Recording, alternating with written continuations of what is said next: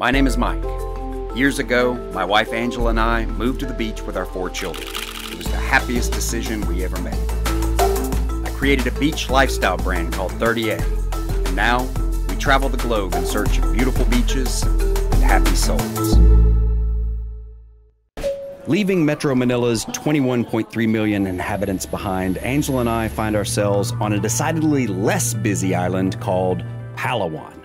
Here on Palawan, about 50,000 people call the town of Coron home, with fishing and tourism being its primary industries. Coron is basically just a port town. There's no real beachfront here, no strip of big fancy hotels, there's no shopping mall, no museums, no famous landmarks. Thankfully, there's no McDonald's or Starbucks. Instead, the town consists of a few crisscrossing streets, some of them are even paved, peppered with small restaurants, cafes, dive shops, dive bars, and a few massage parlors, all of which we indulged pretty enthusiastically. There's not much to do here between excursions except bounce around looking for a spot of coveted shade where you can cool off with a ridiculously fresh mango smoothie or a wonderfully cold and inexpensive bottle of San Miguel, which is the national brew of the Philippines. Find a rooftop perhaps with some water views, or just sit on a busy side street and watch the endless procession of locals, hairy backpackers, trikes, and charter boat hawkers. When you're ready to venture out, finding a captain and crew down at the harbor is pretty easy. Just show up, stand there for a minute, and pretend you have absolutely no idea what in the hell is going on. It came pretty naturally to us. Within moments, you'll find yourself being whisked away for an all-day island-hopping adventure. The prices are set and posted, and it's very affordable, so don't even try to negotiate with these guys. You can jump in with a large tour group to stay on the uber cheap, or you can splurge, and for about $50 US, you can have a big boat all to yourselves for the entire day.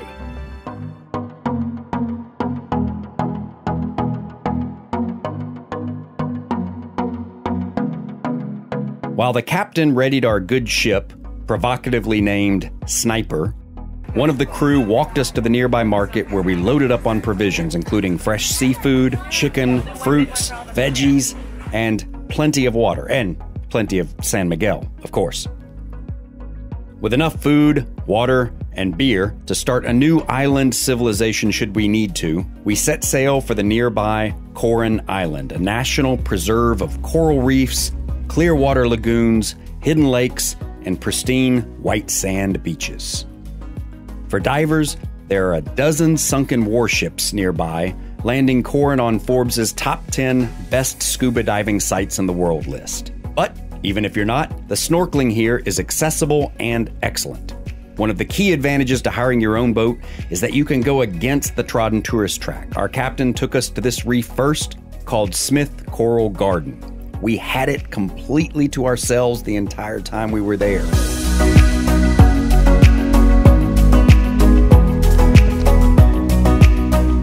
A short clip around the corner and we find ourselves in Banol Beach. We had this place to ourselves as well. Well, except this guy. He seems to have it all figured out.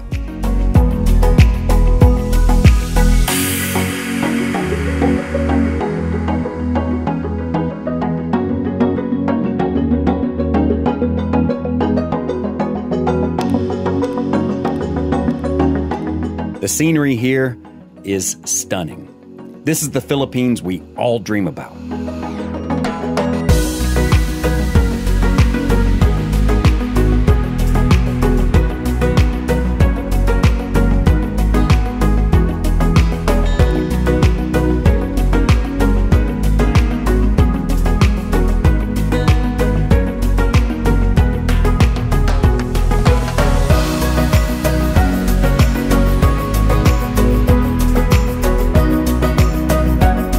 By the time we snipers pull into the next lagoon, we begin to encounter a few more tourists. Beautiful young Instagrammers take turns posing for one another, trying to pretend they're in a state of total tropical isolation.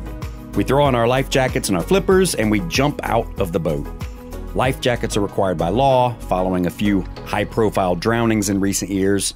We generally avoid drowning when possible, so we certainly didn't protest.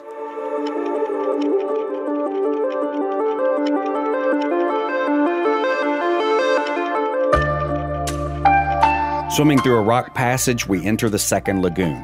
It's stunning.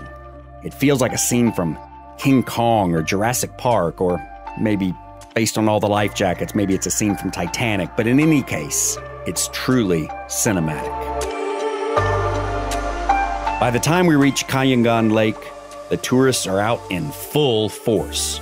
I mean, hey, we're tourists too, of course, but with the word sniper on our jackets, we feel like we're official in some way. It kind of even seems cool to wear a life jacket when you've got sniper on the back, right?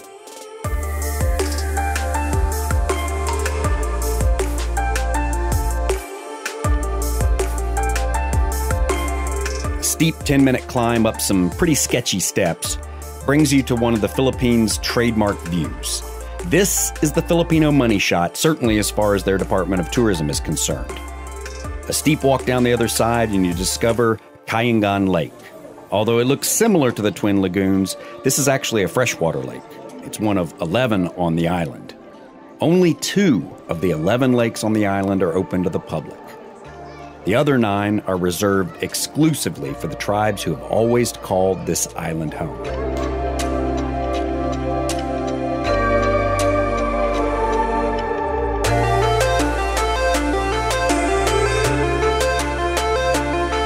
The next day, the equatorial sun shines strong, but the local winds are also strong.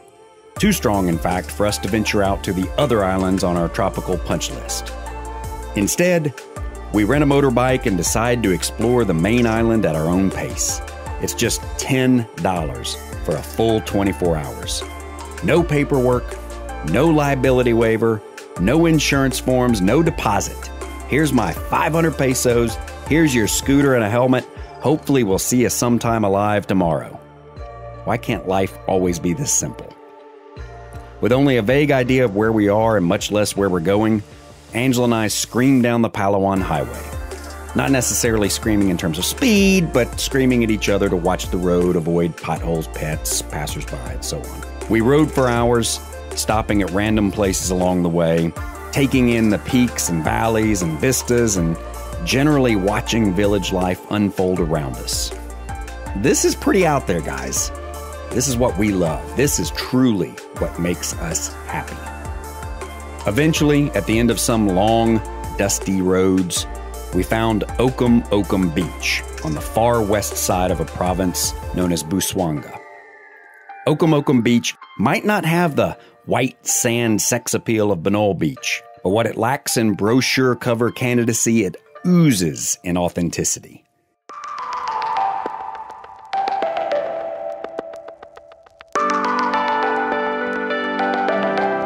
Okum Okum Beach is the real deal. People live here. Birds sing, flowers bloom, hammocks sway, mobile phones don't work. Children on recess run out onto the beach where they can hear the plane flying distantly overhead.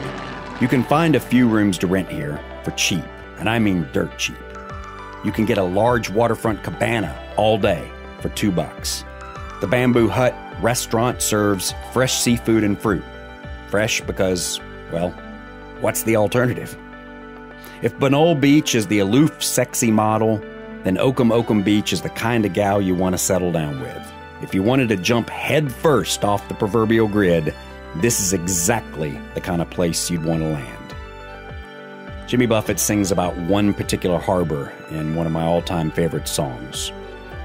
He sings, "And there's that one particular harbor, sheltered from the wind, where the children play on the shore each day, and all are safe within." You know what? This might just be that happy harbor.